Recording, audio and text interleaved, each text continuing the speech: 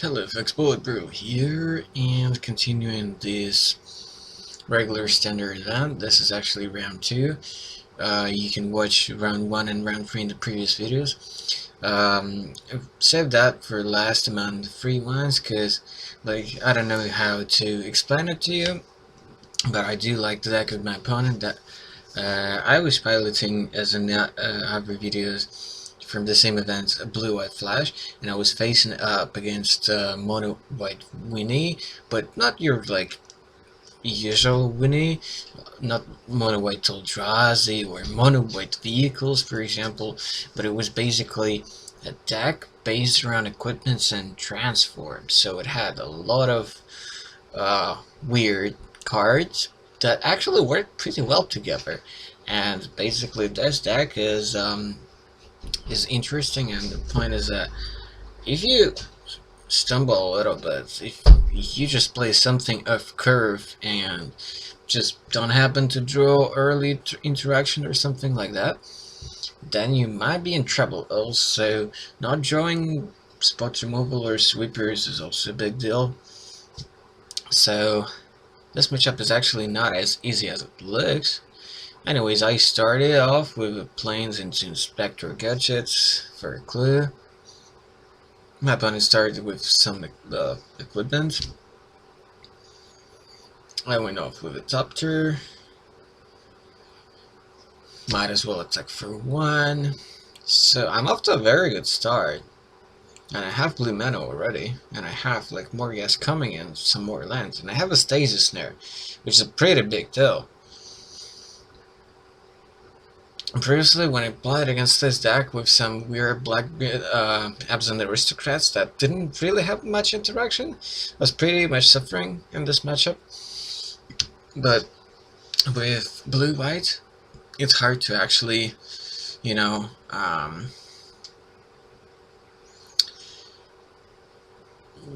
don't want to say lose, but you feel much more comfortable.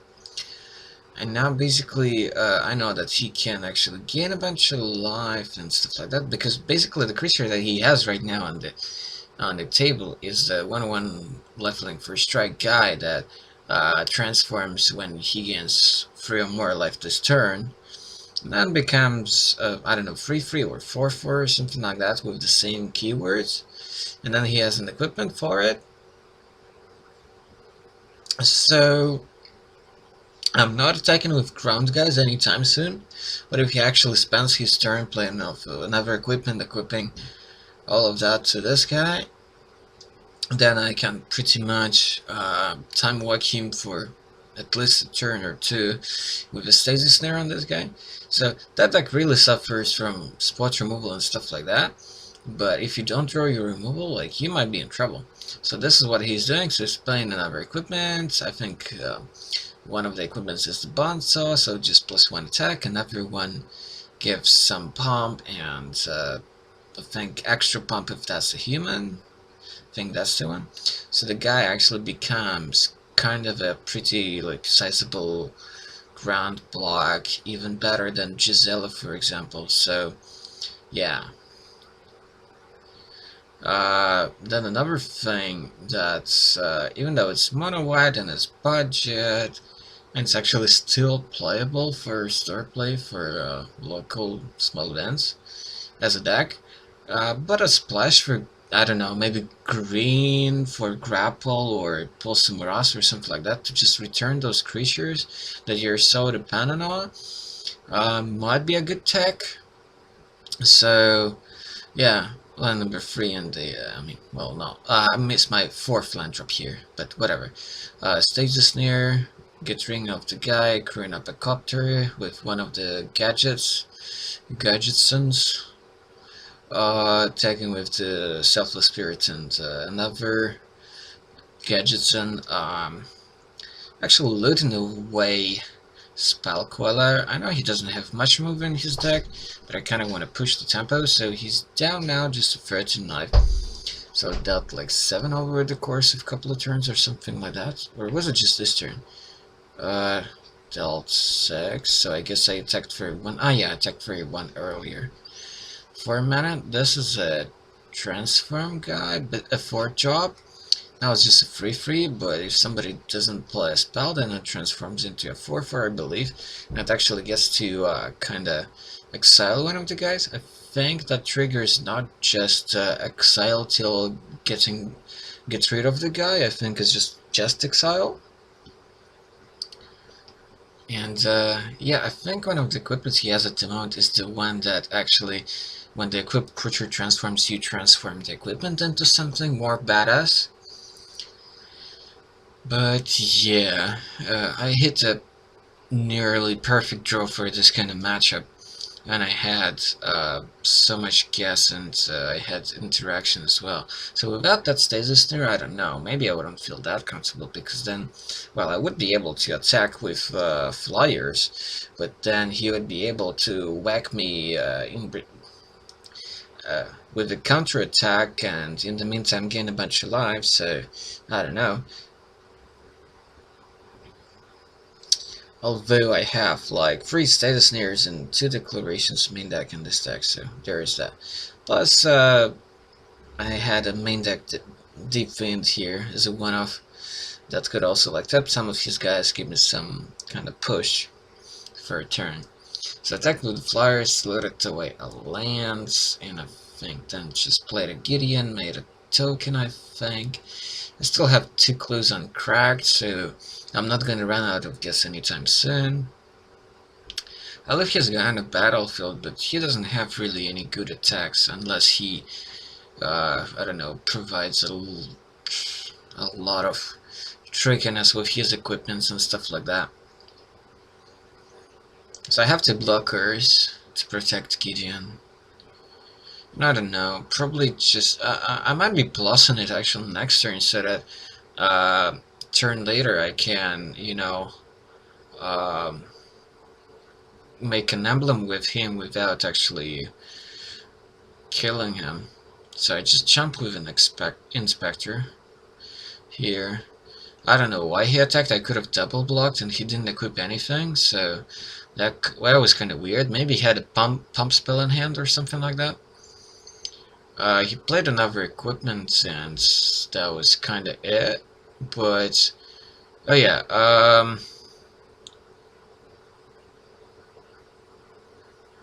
so he plays another one and the first one flips. I'm not sure I remember how it all interacts, so he played another guy and equipped it. And I guess the text is that when you equip that guy, you get to transform him. So maybe that's how that transform works. There with that 4 drop from, I think it's the first set, so Shadows of Innistrad. Yeah, so it's not like I was puzzled here probably as much as you are right now, because I thought it was like with other transform guys, when somebody just doesn't play a spell that turn, it transforms. But now it's different trigger. Well, I mean different condition. So I'm flooding a little bit here. So I think I cracked a clue or something. Just to join to some declaration and stone or something like that to our stasis near. I still have the looter scooter coming up. Still have another clue. And just in order to kind of just straight out trace him, I made an emblem because I thought that my Gideon is probably gonna die next turn, so I might as well have use of it. 3 mana, but I just have another land in hand. But he's already down to 4, and I'm still at 20, so he really needs some interaction. So because the copter with the emblem is already lethal next turn, so he needs to do something about it. And I have 2 buddies to, you know, crew it up. And I'm probably gonna, like, draw more cards with the remaining clue. So I might as well draw into some removal or into more flyers or something.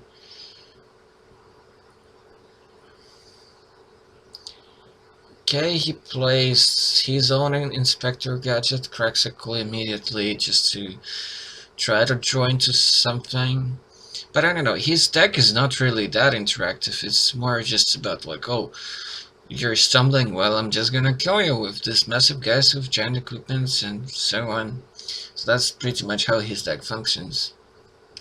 It's a fun deck, but just like I don't like to play that much with my Epson Aristocrats combo with Brood Monitor, Displacer, etc. Because it's not really that interactive, and sometimes you just don't draw your combo or you stumble and then you just die. So uh, but I do like that maybe with a few more tweaks, maybe just some removal or something, you can make this mono white Weenie pretty playable. It's already playable as it is for like small events because be because of all the equipment. Pretty much every threat you play demands an answer, because then it's really hard to catch up. And stuff like tendrils and radiant flames sometimes is not enough, so you need like a fumigate. So yeah, fumigate is a pretty good damn card against that deck. But even if you draw it on curve, you might just play some more dudes like Inspector, and because of all the bombs from equipment, just a single Inspector can represent a lot of damage. So yeah, shuffled 15 in and taking out 15. Basically just need more removal. I was pretty fortunate enough to have a couple of fumigates in my deck that day. So I don't remember what I'm exactly taking out. At least like a copy of Gideon, because it's not gonna die that easily, unlike in other matchups. Yeah. I don't remember. Maybe I was taking out Selfless Spirits. We'll see. So I don't really want counters against him, because I'd much rather have like removal, because I don't really need to counter much from him, and if I draw just a solid hand to curve out, he's gonna have some troubles recovering. Blastolands is pretty good because he most of the time would have just one or two big threats on board. Yeah, I'm taking out the spirits. Not sure what else I took out. Not changing the deck all that much.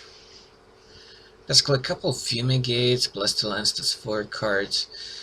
Took out 4 spirits and 1 Gideon, that's 5. I think I've put in the flagship, and because it's a big flyer and it's also kind of removal, so pretty sweet against him.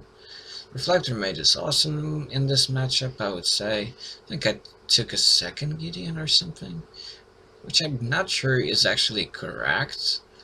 But I bring in so much interaction, so and because he's not really a very interactive deck, so I'll probably have enough of ways to close out the games. And yeah, for those of you who haven't yet watched like the other videos from this silly FNM, so I was sitting next to a fan, and also right now I'm not particularly attentive or careful with my hairstyle, so don't be really surprised. Plus I live in a Nordic country and it's pretty damn cold out here, so yeah, it actually kind of helps me quite a lot. I use a hoodie of my coat and not a huge fan of wearing hats. But yeah, I think a good deal of time metalheads should actually tie their hair up in a tail. Otherwise it looks kinda weird. At least when we get out a lot. At home, of course, doesn't matter. So take a mulligan simply because I didn't draw enough lands, and that's one way to lose. If I stumble, if I get mana screwed, and that's definitely what I don't want to do in this matchup. So yeah, playing against a rogue deck, but so be it. It's actually interesting, I like it. I think with few improvements you can really simply put improve it, and make it even more interesting and also effective. Of course, making it red, white, dark, or maybe green, white, you can uh, really improve it with a lot of cool tools, but the problem is you're still probably gonna be worse than red, white vehicles or green, white, aggro, something like that. So, not sure if it's like worth the investment if your deck is just for small local play in the store. So part down, villain the land, Copter turn 2, I think his turn 2 was just some equipment. One of them is particularly dangerous, that's the one that produces 1/1 attacking tokens when you attack with the equipped guy. So yeah, Fragmentize suddenly killed my Copter, then he produced a guy here. My hand wasn't super spectacular here. A few lands, but most importantly, I had 2 more lands, and either Abbey or Everson, I'm not sure. I think it was Abbey.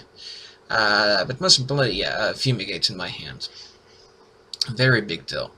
So I could take a few hits. I hope he would overextend into it. That he kind of did. So he's attacking with the guy. So this guy is the one that pumps all the equipped creatures and plus something else. So yeah, he has to attack with the guy and attack also with the token at the same time. So this is kind of a Goblin Rebel Master type of thing. Yeah, he gains some life. I'm not, because it's not. No, yeah, it was enough. It was enough. Because of the other guy that pumps the equipped creatures. So he gets to flip his guy. Now he has something like a 4/4/5/5 first strike lifelink dude.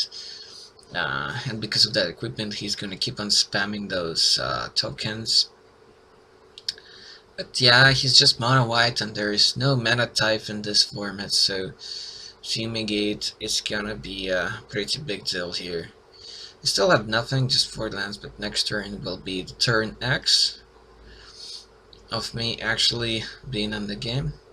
Not sure why I kept his hands. I was mulliganing down a 6 on the draw though, so that's a factor. That I was on the draw, and then I think I saw some lands Fumigate on the Copter, so I suppose I kept the 4-lander. But Fumigate is such a big deal because I've played against humans. I pretty much before this FNM, so I knew what to expect.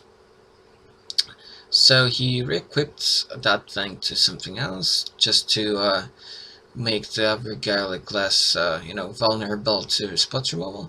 He attacked for a gazillion, so he's up to 27. He played just Inspector for a clue. I'm down to 6 already, but now the Fumigate is actually gonna swing the tides in my favor. So I'm gonna gain, what is it, 5 life, just because he produced those couple core ally tokens. So I'm gonna gain 5. I'm gonna go up to 11. He's gonna crack a clue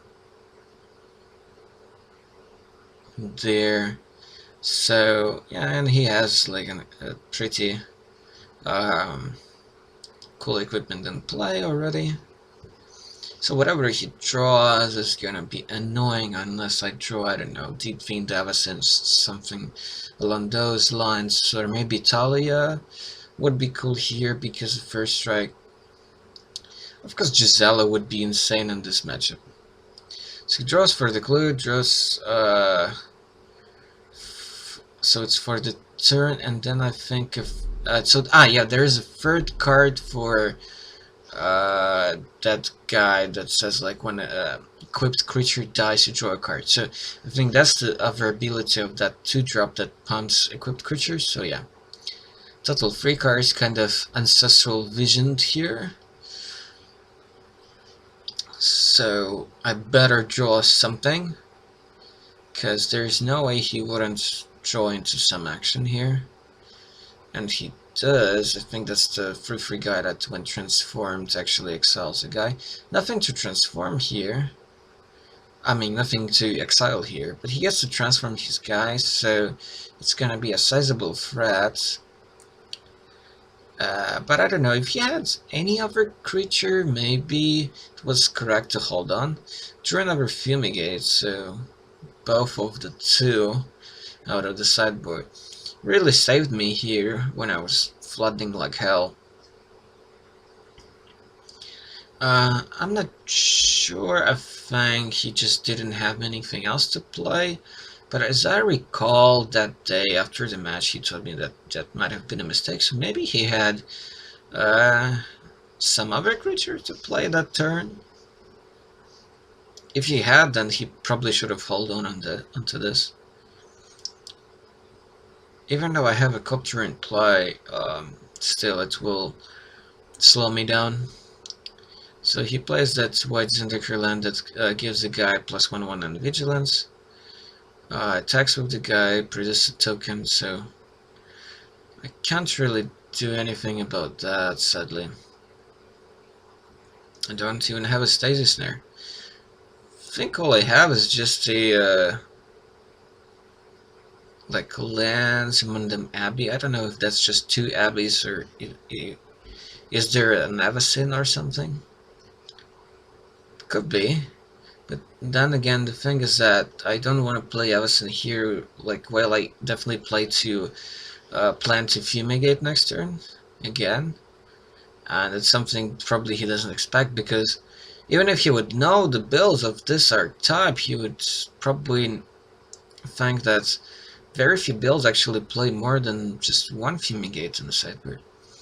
And again, he played that transfer guy, which would have been like very badass if he would hold on to it and actually exile something else that I would play later on in the game. Okay, Fumigate number 2 coming up. Really saving the day. Pushing the match in my favor all of a sudden. Gain 3 life, which does matter, of course. Every edge matters here. And yeah, actually I had 1 Avacyn, so that's why I replaced the checklist. A bit of a spoiler here. But yeah, I wanted the correct checklists to be present, not to confuse my opponent. Yeah, so land Avacyn double reflector. He has no creatures in play, so he's drawing blanks right now. Yeah, I just now noticed how how he's shaking with his hand. A big sign of a gamer or something, I guess. Okay, I just made a token with the Abbey and smashed with the copter. Because I know there are no haste creatures or flash creatures in his deck, so I feel comfortable doing this. Even though after the Abbey I'm going down to 7. So yeah, Inspector, just a cantrip. Plus with the equipments, basically, you won't be able to attack with ground guys. So yeah, he's just passing the turn. I have a lot of action. Actually, don't mind giving him another clue by just bouncing his game with the reflector, because simply put, he's not going to be able to play it next turn. And now I'm just slowly chipping with incremental damage from the copter, letting away the flagship because it's so much effort at this point. And I kind of like want to play carefully and, let's say, tactfully or something. So reflector on the inspector, and also play Natalia here, so that whatever he gonna play next turn is gonna come in tapped, and unable to block my ground guys. And yeah, even though I'm at 7, but and he's at 21, but I'm slowly rebuilding my bird position. I'm now drawing just gas instead of lands, so yeah, those two fumigates basically saved my ass in that game. Although before this one I was up 1 game, so wouldn't have been a total tragedy. Of course, so there will be a 3rd game where probably I wouldn't draw that many lands that early, and so now I actually draw spells. But no, yeah. So with another reflector in hand, it doesn't matter what next he plays. I think he doesn't really have very cool guys at this point anymore. He has the he had those transform guys that excel stuff, but 2 of them are gone, and I don't know how many he plays. Probably not 4, just 3. So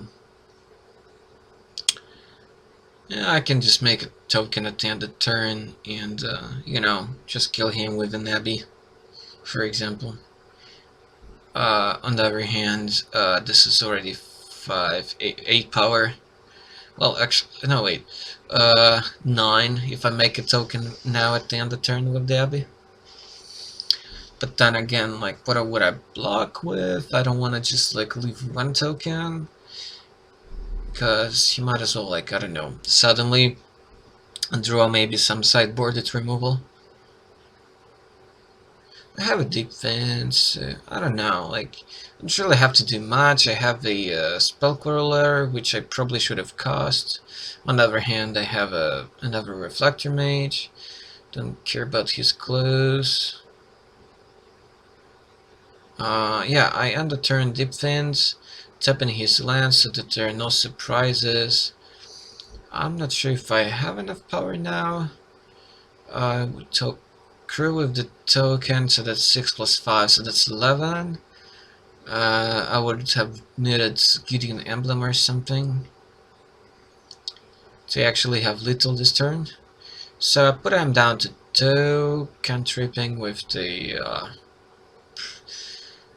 looter chopper, and yeah, among options like a reflector for the guy, something like that. But his guy is not lethal. Yeah, I think even with that equipment and spell cooler basically counters whatever stupid thing he could have. But I think I probably should have Reflector maged his guy just to be safe, because I had mana to play both Reflector and the spell cooler just to be super duper safe. He's attacking with a big guy, but I think even with the token it's not 7 somehow, even with 3 equipments on that guy, just because it's Inspector. So it's not much to start with. Yeah, take 5, go down to 2. Okay, yeah, so he does get a token, I guess, because it's the same equipment. But yeah, it's just not enough, and he scoops up because, yeah, he doesn't have a pump spell or something, and plus I had a spell queller to back this whole thing up. Now I think after we're gonna scoop our cards, we're gonna like show a bit of sideboarding. Let's just say my sideboarding is gonna be relevant, because that's probably how I would sideboard with this version against probably red-green energy, probably against red-white tokens, stuff like this. So the fact is, don't really mind, at least as one of Fumigate in the sideboard. As I explained in other videos, I can repeat now again. I didn't have Fragmentize on the board this tournament because I just expected random decks, and among entire decks that I knew would be present, there was just a black-green Delirium, against which I don't need Fragmentize, and the rest was a question mark. I probably expected some rogue decks. So yeah, Blessed Alliance is Nobo, so Fumigates, of course, the flagship, just Particularly good in this matchup, but probably not that great against Tier 1 aggro decks, or let's say Tier 2 as well. Yeah, Quarantine Fields, just never removal. But yeah, normally I would have some Fragmentize that I instead of some of those cards that I wouldn't bring in this matchup. And then here I had Talia and Deep Fiend main. Now I run them sideboard, and instead in those slots in the main I run Rebuff. That probably would take out in this matchup and swap for Talia and the Deep Fiend. So that's pretty much the game plan against a lot of aggro decks. Okay guys, don't forget to subscribe. Hope you enjoyed this. Checked out our videos. More standard and modern versus matches are coming up soon, so stay tuned. And until the next sale, goodbye folks.